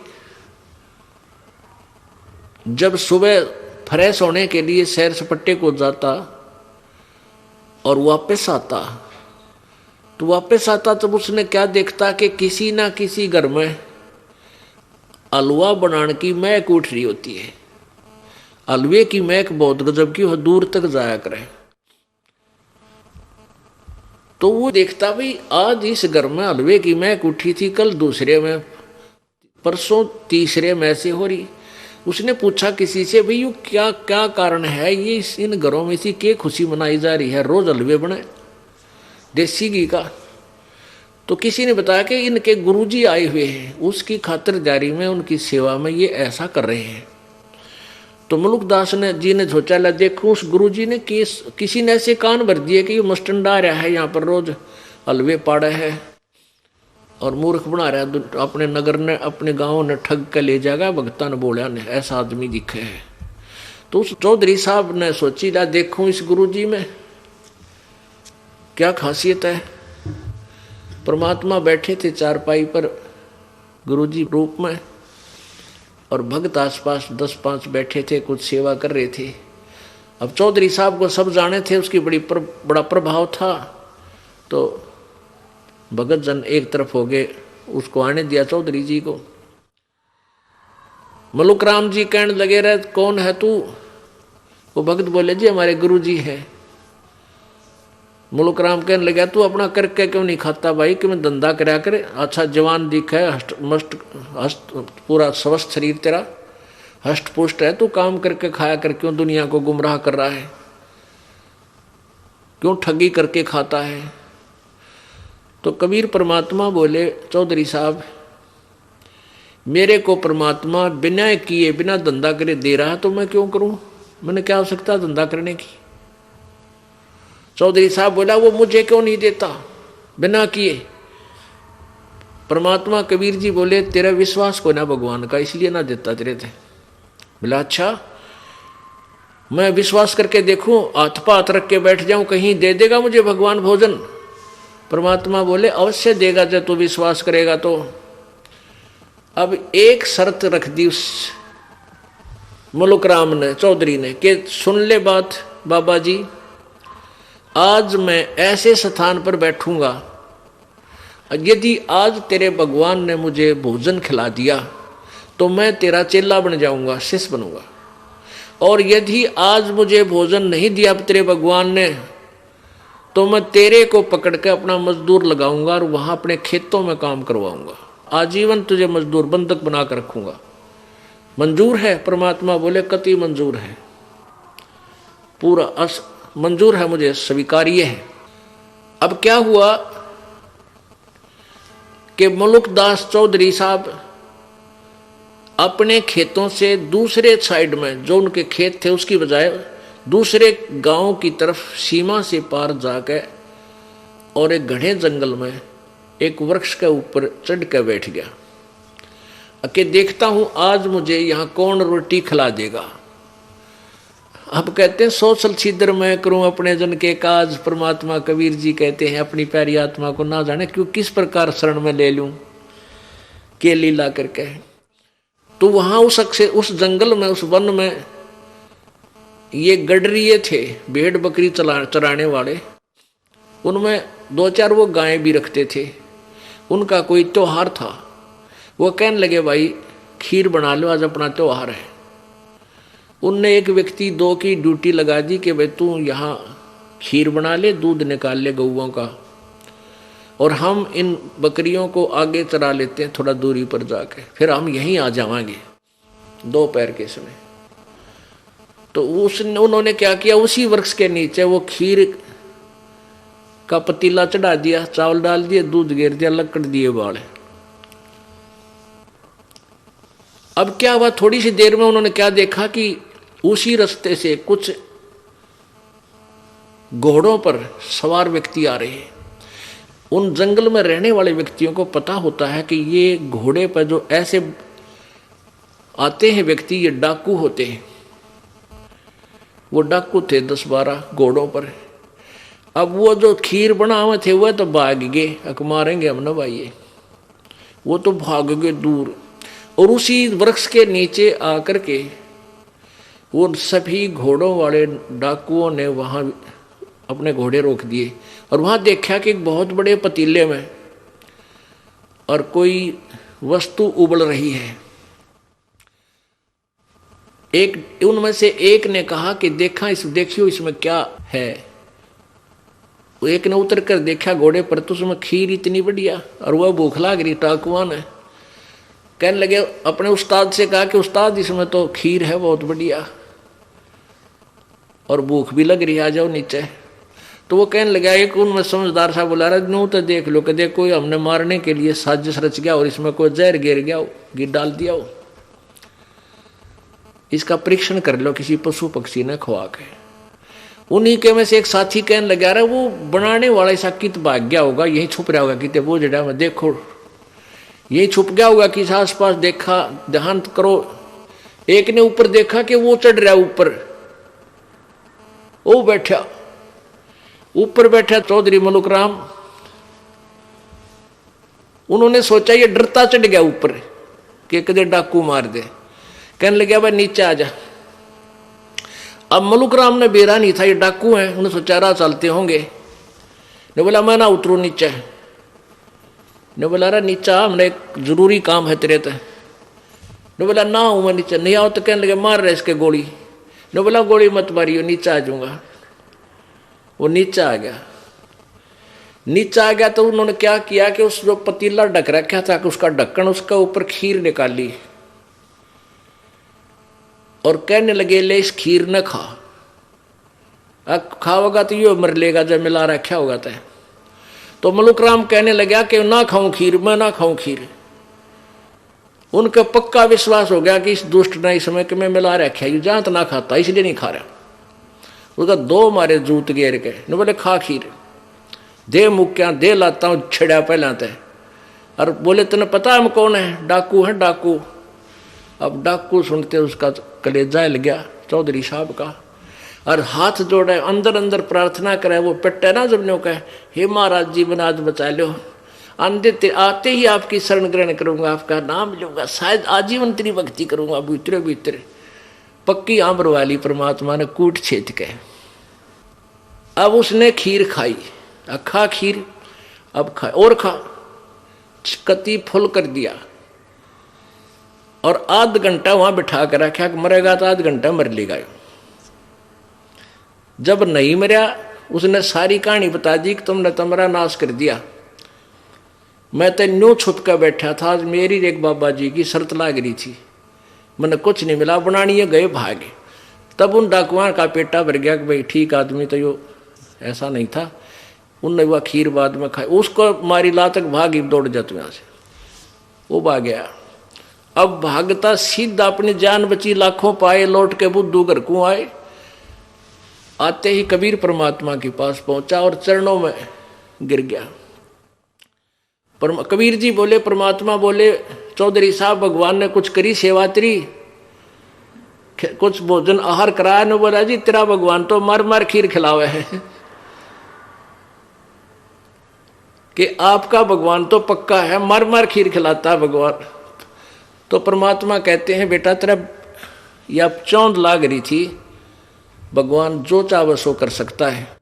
और आपने हमारा ज्ञान सुना नहीं, मैं क्या बताता हूं, मैं ये कहता हूं काम भी करो और भक्ति भी करो। भाई आप तो अपनी घिसी पिटी ठूरी से सोच लेते हो कि तू मस्टंडा है, बैठकर खाता नहीं, मेरे जितनी मेहनत तू नहीं कर सकता जो मैं कर रहा हूं, और किस मेरा क्या उद्देश्य है अब परिचित होगा। फिर चौधरी साहब ने नाम लिया और मलुक राम चौधरी से मलुक दास कहलाया, क्योंकि पहले तो आदमी जब तक भगवान से परिचित नहीं होता, ज्ञान से परिचित नहीं होता, तो सातवें आसमान पर उसकी बुद्धि रहती है।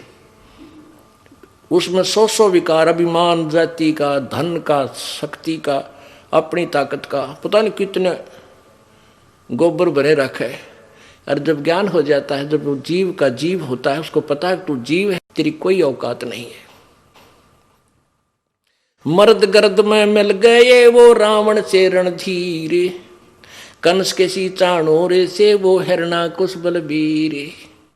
तेरी क्या बुनियाद है तू जीव जन्म धर लेत, गरीबदास हरि नाम बिना तेरा खाली रह जा खेत। इसे अंडी पाकनी है, ब्रान माटी हुई, रावण जैसे, कंस जैसे, चाणोर जैसे। तो फिर वो दास बन गया।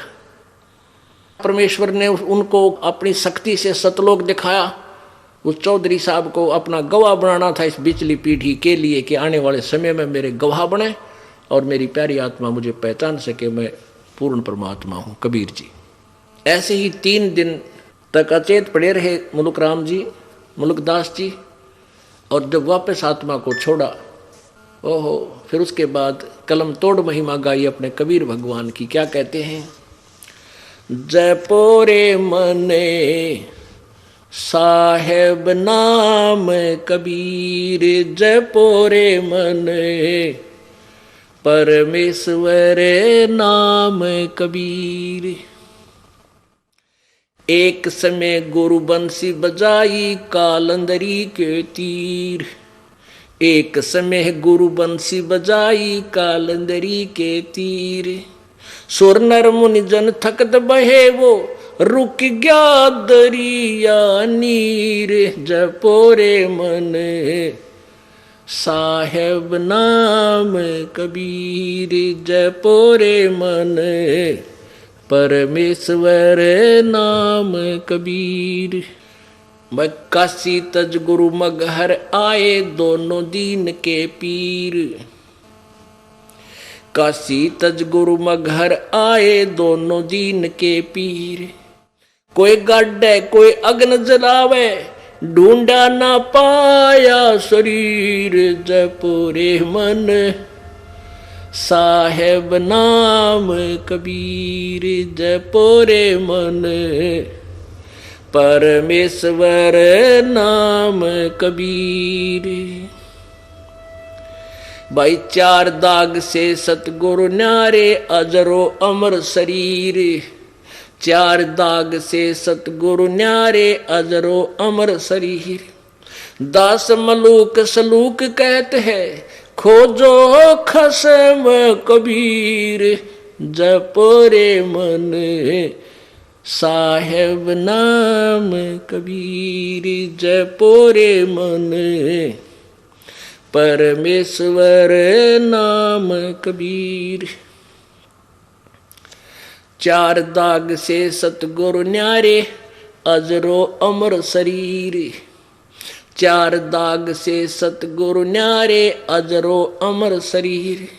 दास मलूक सलूक कहते हैं खोजो खसम कबीर, जपोरे मन परमेश्वर नाम कबीर, जपोरे मन साहेब नाम कबीर। अब क्या कहते हैं मुलुकदास जी कि ए मन सभी को सुना सुना कर कह रहे हैं कि उस कबीर परमात्मा की भक्ति कर रहे हैं।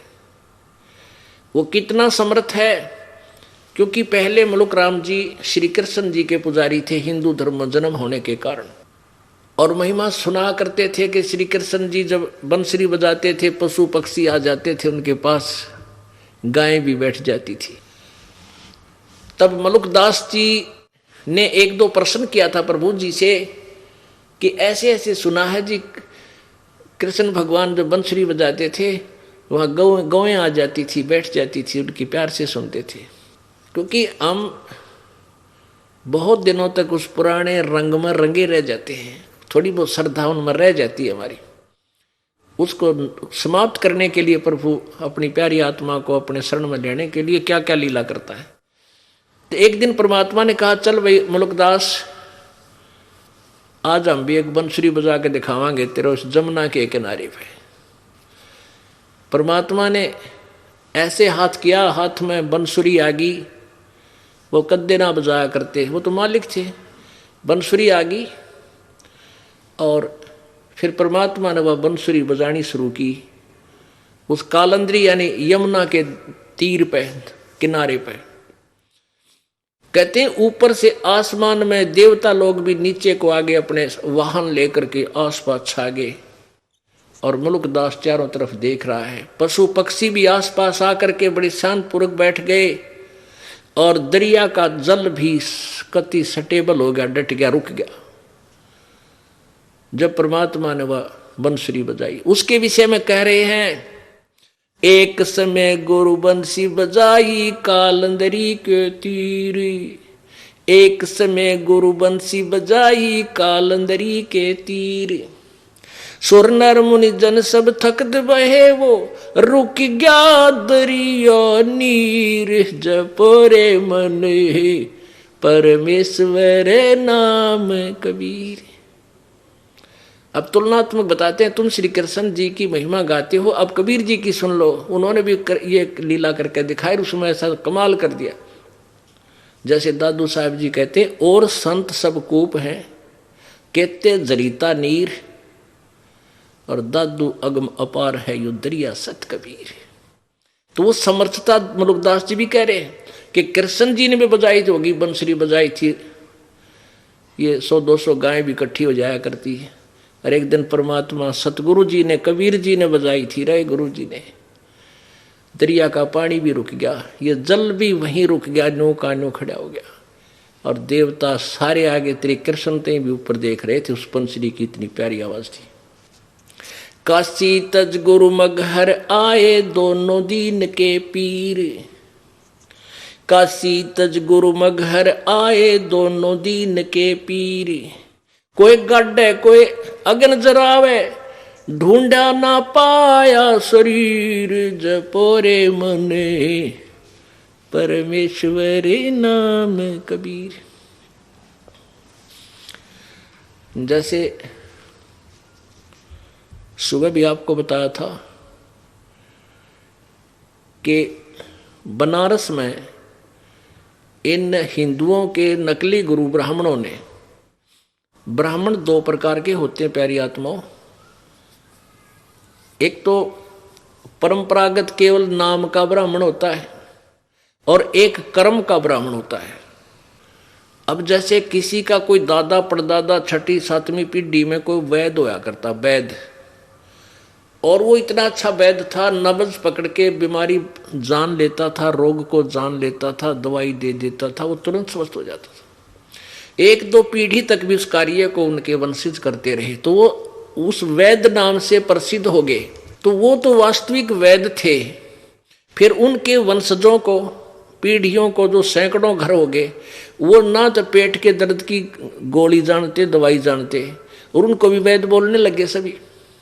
यो रामकृष्ण वैद्य, कृपाराम वैद्य, ऐसे। तो वो वैद्य नाम के वैद्य हैं वो, क्योंकि परंपरागत उनका एक सरनेम बन गया, उनका एक समूह का नाम बन गया, वैद्य कहने लगे उनको। लेकिन वो वैद्य नहीं है। ऐसे ही एक तो ब्राह्मण है जो कर्म करते हैं, यानी दीक्षा दिया करते थे, श्राद्ध श्रुद्ध पर जाकर अपना उलटोटर करते थे। एक ब्राह्मण है जो अपना मजदूरी करते हैं, कोई नौकरी करता है, कोई खेती करता है, कोई दुकान कर रखा है। वह ब्राह्मण जरूर को, वहाँ पर वह ब्राह्मण नहीं है।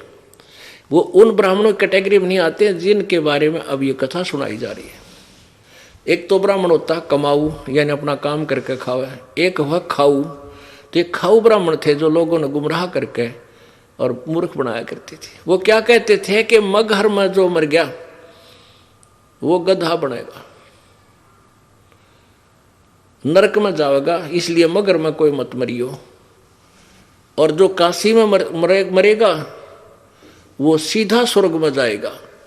तो वो भोले हिंदू लोग उन नकली गुरुओं की बातों में इतने आगे, इतनी उनकी बातों को ऑथेंटिक मान्या करते उन स्वार्थियों को, की बातों को कि ये वेदों के ज्ञाता है और ये जो भी कार्य क्रियाक्रम बताते हैं वेदों को पढ़कर ही बता रहे हैं।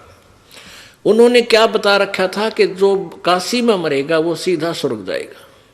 परमात्मा कहते थे भाई अच्छे काम करने वाला, शुभ कर्म करने वाला व्यक्ति, भगवान से डर कर रहने वाला, कहीं भी मृत्यु हो वो सीधा अपने इष्ट लोक धाम को जाता है, और पापी आदमी कितना मर्जी हो सीधा नरक में ठोका जाएगा।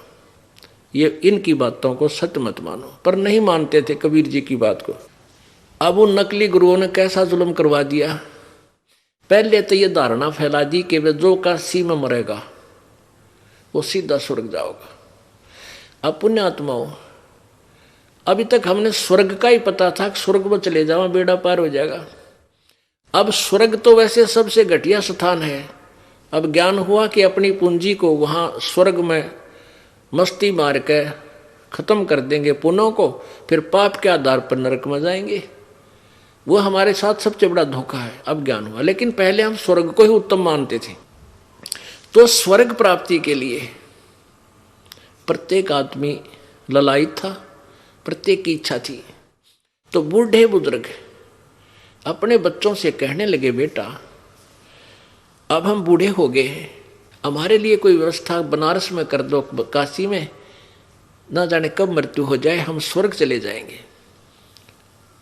तो उन्होंने क्या किया कि बनारस में जाकर इन ब्राह्मणों से संपर्क किया कि गुरुजी, क्योंकि उनके गुरुजी वहाँ जैसे क्षेत्र में कोई ब्राह्मण है वो उनका गुरुजी, फिर उस ब्राह्मण, वो ब्राह्मण एजेंट है उन बनारस के ब्राह्मणों का। उसने अपने गुरुजी से कहा कि हमारे पिताजी कह रहे हैं कि हमें, माताजी कह रहे हैं, माता पिता, कि हमें बनारस में छोड़ दो कुछ दिन, हमारी मृत्यु वहीं हो जाए तो हम पार स्वर्ग चले जाएंगे।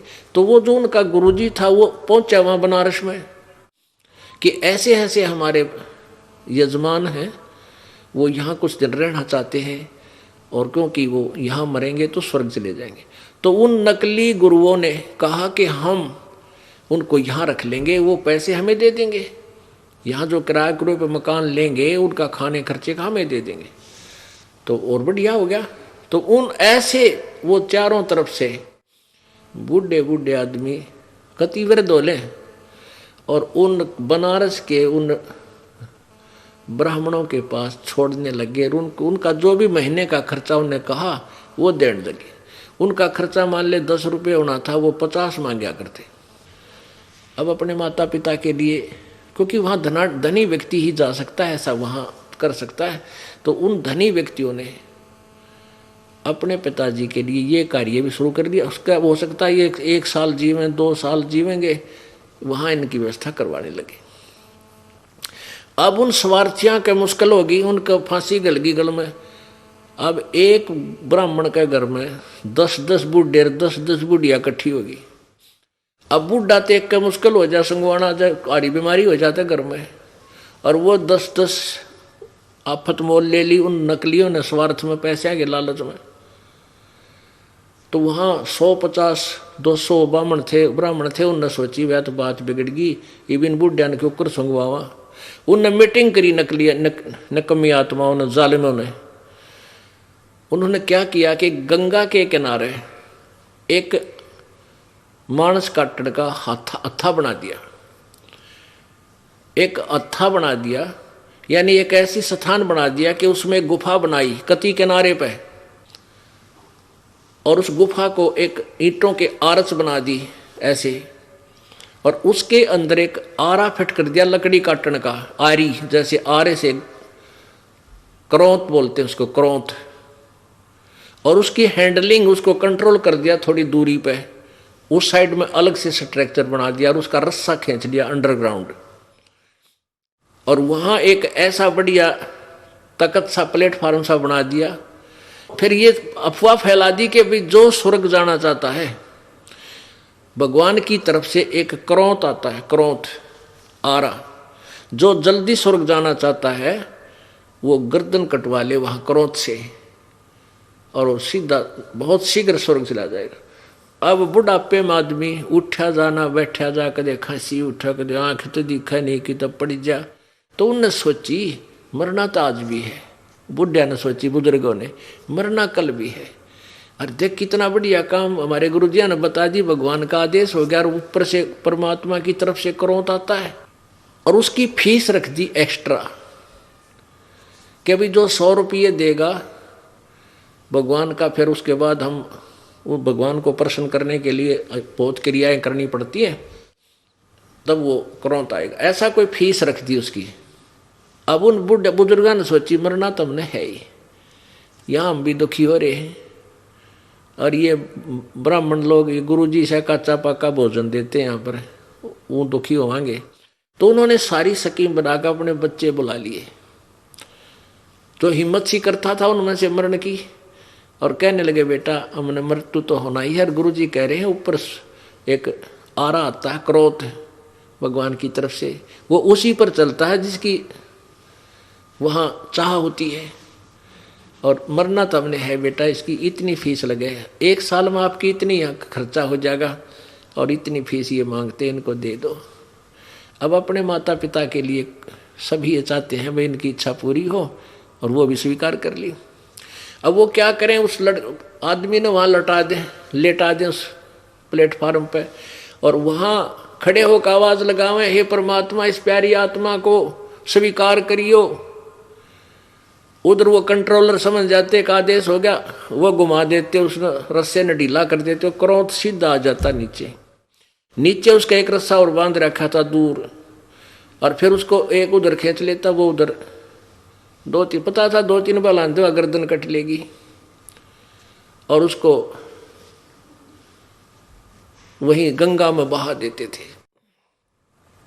और कई बार क्या होता था, वो उनके वो सारा जो साजबाज सारा कंडेम हो जाता, वो रस्सा अड़ जाता, नहीं वो क्रोध आता, तो उसको उठा लेते, भाई अब तेरा नंबर नहीं आया, फिर आओगा, अब तू चाल।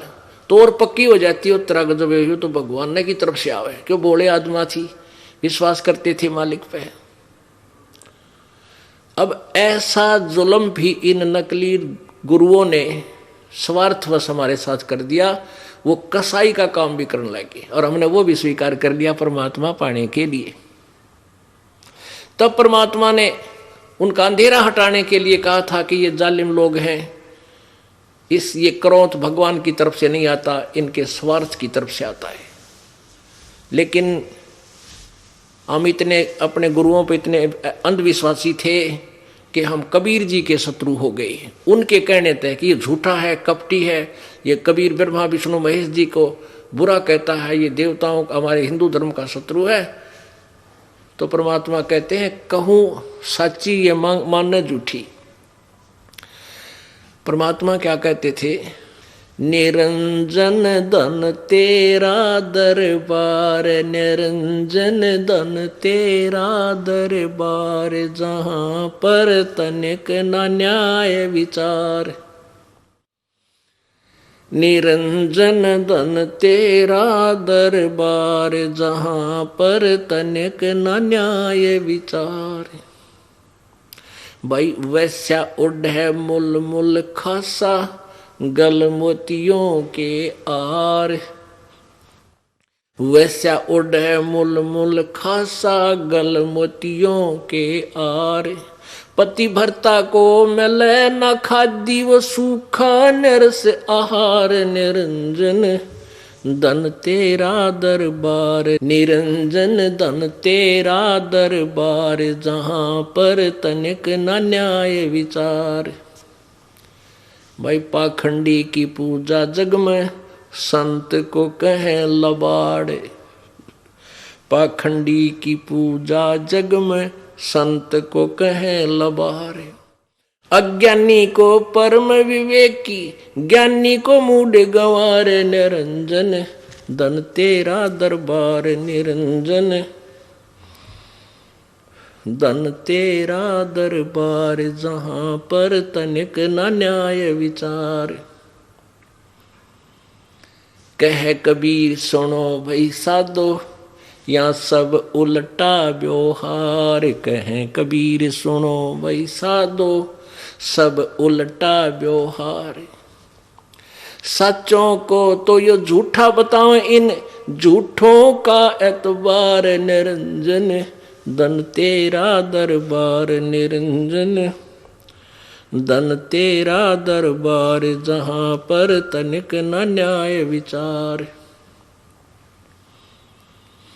कह कबीर सुनो भई साधो सब उल्टा व्यवहार। कह कबीर सुनो भई साधो सब उल्टा व्यवहार। सच्चों को तो ये झूठा बतावे, इन झूठों का एतबार। निरंजन धन तेरा दरबार, निरंजन धन तेरा दरबार। अब ये सारा कुक्रम यू काल करवा रहा है, ये ज्योति निरंजन काल ये सब जुल्म करवा रहा है कि इस समाज को, मानव समाज को अपने नकली गुरुओं के द्वारा इतना भ्रमित कर दूं, ये सत भक्ति से और परमात्मा की महिमा से कति विपरीत आरूढ़ हो जा। ये तो परमात्मा स्वयं आते हैं समय समय पर अपनी समर्थता का प्रमाण देकर भक्तों को, मानव समाज को फिर से भगवान से जोड़ते हैं।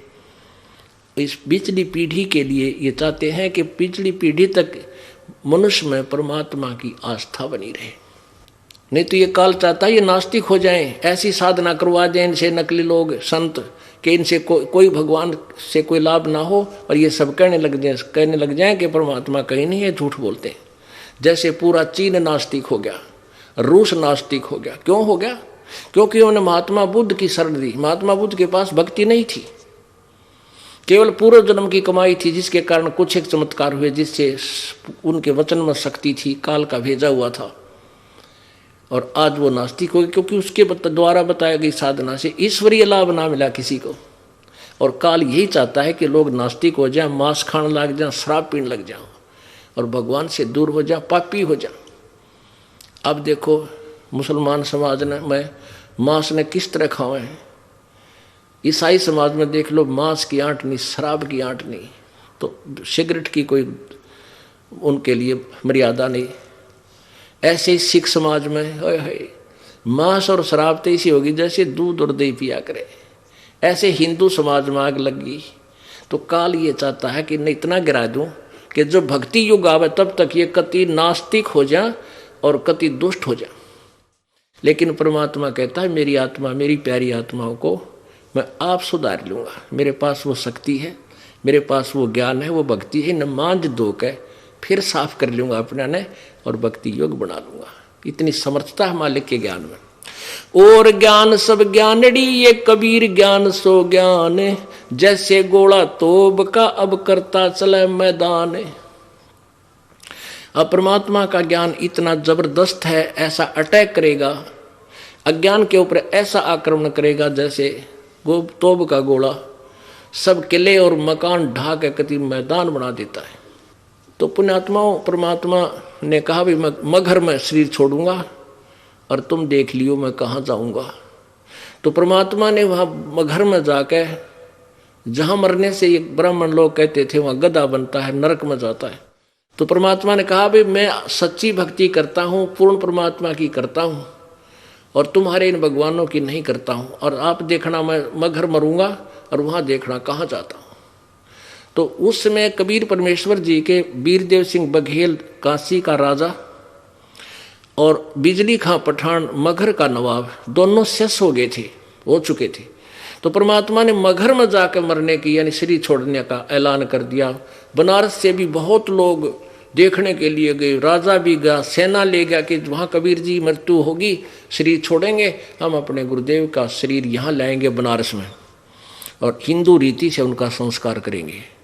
और यदि वो मुसलमान नहीं देंगे हमारे को बिजली खान पठान तो युद्ध करके लाएंगे। सेना भी साथ ले गए। ऐसे ही बिजली खान पठान और वहाँ के मुसलमानों ने ठान ली कि जब गुरुदेव शरीर छोड़ेंगे तो हम हिंदुओं को इनका शरीर नहीं देंगे, हम अपने मुसलमान रीति से इनका अंतिम संस्कार करेंगे। इस कारण से दोनों सेना आमने सामने खड़ी होगी। परमात्मा ने पूछा भी ये क्यों सेना किस लिए लाए हो? तब कुछ मुसलमान और कुछ हिंदू आगे आए, कहने लगे गुरुदेव आपके शरीर को हम मुसलमान रीति से अंतिम संस्कार करेंगे। हिंदू कहने लगे नहीं, हम हिंदू रीति से करेंगे, मुसलमानों को हाथ नहीं लगने देंगे। परमात्मा बोले रे निकम्यों, 120 साल 115 साल मैंने ज्ञान दिया आज तक तुम अब भी मुसलमान हो और हिंदू को दो समझते हो। ऐ बुद्धि भ्रष्ट हो, तुमने कहाँ ज्ञान ग्रहण किया मेरा? हिंदू और मुसलमान दो नहीं भाई, तुम तो नालायक आदमी हो। खबरदार, जो आपस में झगड़ा किया मेरे शरीर के कारण, क्यों मेरे को दोष मत लगाना, आपस में कत्लेआम करके, खबरदार ऐसा गलती की तुमने। तब तो वो चुप हो गए और मन में नहीं थी कि एक बार गुरु जी शरीर छोड़ दें, फिर हम आप देख लेंगे। तो परमात्मा ने क्या किया कि वहां एक चादर नीचे बिछवाई, एक ऊपर ओढ़ ली और कहा भाई लड़ाई मत करियो, मेरा शरीर तो नहीं मिलेगा तुम्हारे को। लेकिन उनका नहीं जच्चा थी यह बात। लेकिन जो भी मेरे शरीर मिले चादरों के बीच में आधा आधा बांट लियो, एक एक चादर ले लियो, अपने अपने हिसाब से तुम अपना काम कर लियो, पर लड़ियो मत। जब थोड़ी सी देर के बाद परमात्मा ने देखा, ऊपर से आकाशवाणी की के देख लो वह पंडितों, मैं स्वर्ग जा रहा हूं और मगर मरा हूं। मरा तो नहीं थे, परमात्मा तो अजर अमर है, सह शरीर जा रही थी। तो अब सबने ऊपर देखा परमात्मा जा रहे हैं आकाश में, तो सबने एक दूसरे ने दांता तल उंगली दबाई को होई तो भगवान थे भाई, सचमुच ये तो स्वर्ग गए। और उन्होंने सोचा वैसे सही बात है, कबीर जी की भक्ति सही थी, देखो स्वर्ग चले गए। अपने आत्माओं, कहाँ तो वहां कत्लेआम होना था, हिंदू और मुसलमान का इतना जबरदस्त युद्ध होना था जैसे महाभारत हुआ था। लेकिन परमात्मा ने अपनी शक्ति से उसको टाल दिया। उस समय वो दोनों हिंदू और मुसलमान एक दूसरे से सीने से लग कर रो रहे हैं और अपने दुर्बुद्धि को कोस रहे हैं कि हम दुष्ट थे, हमने भगवान को पहचाना नहीं, हमने उनकी अंतिम समय में भी आत्मा दुखा दी, हम लड़ने को तैयार हो गए, हम पापी थे। उन्होंने आपस में सलाह करके एक चादर हिंदुओं ने ले ली, एक मुसलमानों ने। आधे फूल जो सुगंधित फूल मिले थे परमात्मा के शरीर के समान सुगंधित फूल मिले थे, शरीर नहीं था वो तो चले गए शत्रु सह शरीर। आधे फूल हिंदुओं ने ले लिए, आधे मुसलमानों ने। वहीं साथ साथ दोनों ने, उन्होंने हिंदू रीति से संस्कार कर दिया, वहाँ एक कब्र बना रखी है मुसलमानों ने, और हिंदुओं ने वहाँ एक नीचे ऐसे यादगार बना दी है, नीचे गड्ढा खोद कर वहाँ दाब रखे फूल। और दोनों साथ साथ यादगार बड़ी हैं। ये दास सैकड़ों भक्तों के साथ वहाँ देख कर आए हैं और पूरा वो मगर नगर आज भी गवाही देता है कि ऐसा ही हुआ था। तो इसके बारे में मुल्कदास जी कहते हैं, काशी तज गुरु मगहर आए दोनों दीन के पीरी, जयपोरे बने परमेश्वर नाम कबीर। काशी तज गुरु मगहर आए दोनों दीन के पीर, काशी तज गुरु मगहर आए दोनों दीन के पीर। कोई गाड्डे कोई अग्न जरावे, ढूंढा ना पाया शरीर, जपोरे मन परमेश्वर नाम कबीर। चार दाग से सतगुरु न्यारे वो अजरो अमर शरीर। अब क्या बताते हैं कि परमात्मा कबीर जी चार दाग में नहीं आते। जैसे चार प्रकार से अंतिम संस्कार करते हैं मृत शरीर का। हिंदू कुछ तो अग्नि में जलाते हैं, सभा अंतिम संस्कार अग्नि में जला देते हैं, और कुछ कब्र बना देते हैं, जमीन में गाड़ देते हैं, दूसरा दाग। और तीसरा दाग जल प्रवाह कर देते हैं, दरिया में बहा देते हैं, पशु पक्षी खाकर, जीव जंतु खाकर इसकी लाश को, इसके मांस को आशीष देंगे, इसको पुण्य लगेगा। और कुछ एक ऐसे हैं कि कबीले ऐसे हैं जो ऊपर एक बड़ा सा मचान बना देते हैं, वो ऊपर ऊंचा काफी, उसके ऊपर डाल देते हैं ऐसे खुला, उसे पशु पक्षी आकर के उसको खा जाते हैं या जंगल में फेंक देते हैं। ये चार प्रकार से अंतिम संस्कार यानी दाग देते हैं। चार दाग से सतगुरु न्यारा वो अजरो अमर शरीर। परमात्मा कबीर जी का शरीर कोई से दाग में भी नहीं आया, अजर अमर थे मालिक का शरीर। दास मलूक सलूक कहते हैं, खोजो खसम कबीर, जपोरे मन परमेश्वर नाम कबीर।